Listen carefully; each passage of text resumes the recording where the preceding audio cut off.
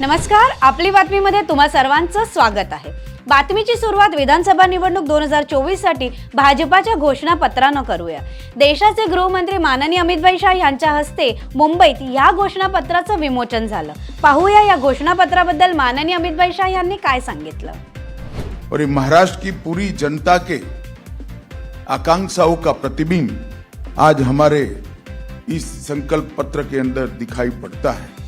आज यहाँ पर मैं आप सबके सामने उपस्थित हूँ। इस वक्त हमारे एनडीए की जो सरकार, महायुति की सरकार चल रही है, उसने किसानों का सम्मान करने की बात की है, गरीबों का कल्याण करने को जमीन पर उतारने का काम किया है, महिलाओं का स्वाभिमान बढ़ाने के लिए हम योजनाएं लेके आए हैं और विरासतों का पुनरुत्थान करने का काम भी महायुति सरकार ने किया है। महाराष्ट्र की जनता भी देख रही है कि एक तरफ महायुति का घोषणा पत्र है, वहीं दूसरी तरफ महाविकास आघाडी का घोटाला पत्र है। महाराष्ट्र दौऱ्यादरम्यान देशाचे पंतप्रधान माननीय नरेंद्र मोदीजी यांनी सांगितलं, महाराष्ट्र की जनता भी देख रही है कि एक तरफ महायुति का घोषणा पत्र है, वहीं दूसरी तरफ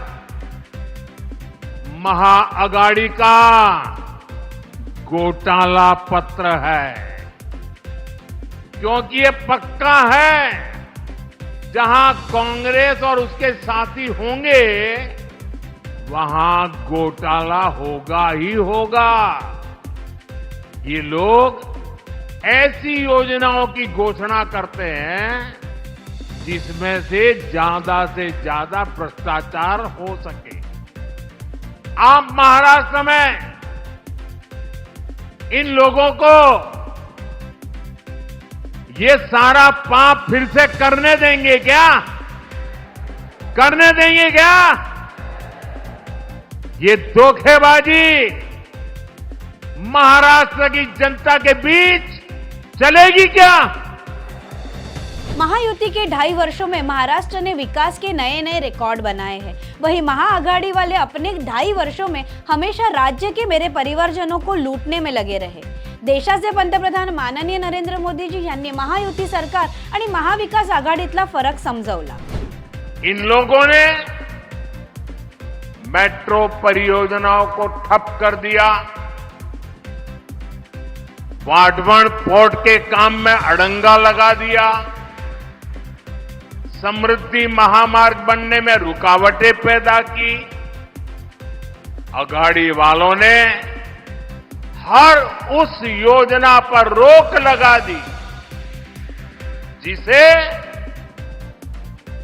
महाराष्ट्र के लोगों का भविष्य निश्चित उज्जवल होने वाला था। साथियों, ये हालत तब बदले जब आपके आशीर्वाद से यहां महायुति की सरकार बनी। महायुति के 2.5 वर्षों में महाराष्ट्र ने विकास के नए रिकॉर्ड बनाए। मैं पूछना चाहता हूं कि कोऑपरेटिव साखर कारखानों को मृत्युदंड किसके जमाने में लगा? देशाचे गृहमंत्री माननीय अमित शाह यांचा महाराष्ट्रातून शरद पवार यांना प्रश्न। एशिया का सबसे बड़ा साकर कारखाना था, उसको बेचने की कोशिश पवार साहब और कांग्रेस के जमाने में हुई। मैं आज पवार साहब को पूछने आया हूं, 200 साकर कारखाने थे, 200 में से 101 हो गए। एक कोऑपरेटिव साकर कारखानों का मृत्युदंड किसके जमाने में लगा? शरद पवार के जमाने में लगा। भाइयों बहनों, शरद पवार और मोदी जी ने कोऑपरेटिव साकर कारखानों के लिए शुगर के बिक्री पर इनकम टैक्स को माफ कर हर साल 15,000 करोड़ रुपया किसानों के लिए भेजा। पवार साहब, राहुल गांधी आणि उद्धव ठाकरे यांना वोट बँकेची भीती आहे। शिरालातून गृहमंत्री माननीय अमित शाह यांनी सांगितलं। शरद पवार साहब ने कह दिया कि मैं बाद में आऊंगा। उद्धव ठाकरे भी नहीं गए, राहुल गांधी भी नहीं गए। क्यों नहीं गए बताओ भाई, सिराला वालों क्यों नहीं गए? मैं बताऊं, उनको अपनी वोट बैंक से डर लगता है, वोट बैंक से डर लगता है। मगर हम भाजपा वाले वो वोट बैंक से नहीं डरते हैं। सिर्फ राम जन्मभूमि नहीं, हमने काशी विश्वनाथ का कॉरिडोर भी बनाया और सोमनाथ का मंदिर भी सोने का बन रहा है। इसको कोई नहीं रोक सकता। बटेंगे तो कटेंगे, एक रहेंगे तो सेफ रहेंगे। छत्रपती संभाजीनगरहून राज्याचे उपमुख्यमंत्री माननीय देवेंद्र फडणवीस जी यांचा जनतेला साद। यांचा वोट जिहाद 10 लोकसभेच्या मतदारसंघामध्ये आपल्या पराभवाचं कारण राहिला। याचं कारण आपण जागे नव्हतो, आपण एकत्रित नव्हतो आणि म्हणून योगीजींनी आपल्याला सांगितलं बटेंगे तो कटेंगे, बटेंगे तो कटेंगे। आणि आपल्या देशाचे प्रधानमंत्री माननीय मोदीजींनी संदेश दिलाय, एक रहेंगे तो सेफ रहेंगे, एक रहेंगे, एक रहेंगे, एक रहेंगे।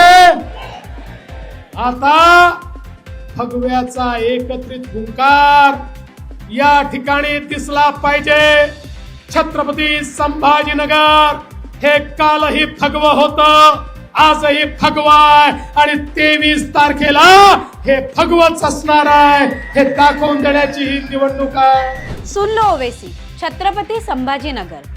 किसी का बाप भी पैदा हुआ तो अब ये नाम नहीं बदल सकता। प्रत्येक मराठी माणसाच्या आणि महाराष्ट्राच्या जनतेच्या पाठीशी खंबीरपणे उभे राहणारे आपल्या सर्वांचे लाडके नेते माननीय देवेंद्र फडणवीस जी यांचं ओवेसीला आव्हान। ओवेसी छत्रपती संभाजीनगर, सुन लो ओवेसी छत्रपति संभाजीनगर। किसी का बाप भी पैदा हुआ अब ये नाम नहीं बदल सकता।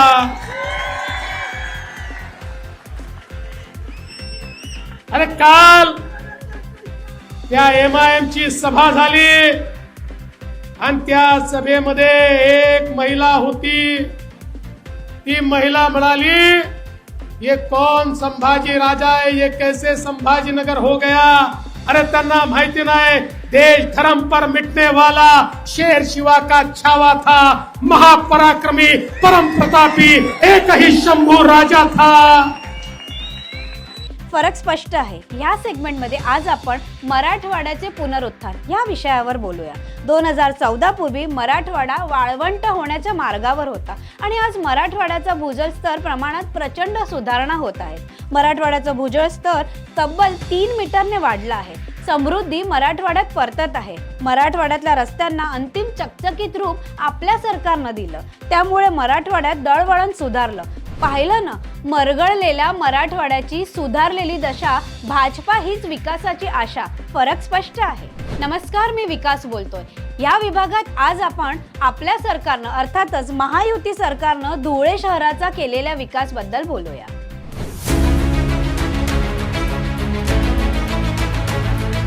प्रिय बंधू आणि भगिनींनो नमस्कार, मी धुळे बोलतोय।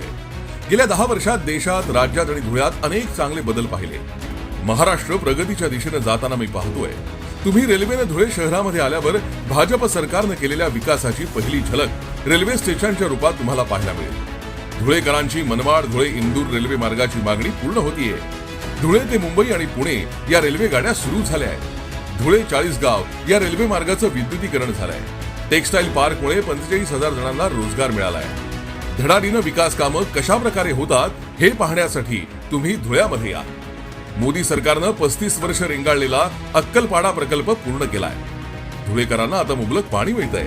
देशामध्ये मी एकमेव असा जिल्हा आहे की ज्यामध्ये 6 राष्ट्रीय महामार्ग जात आहेत। देशाच्या कोणत्याही कानाकोपऱ्यात पोहोचण्याच्या क्षमतेचा फायदा शेतकरी आणि उद्योगांना होतोय।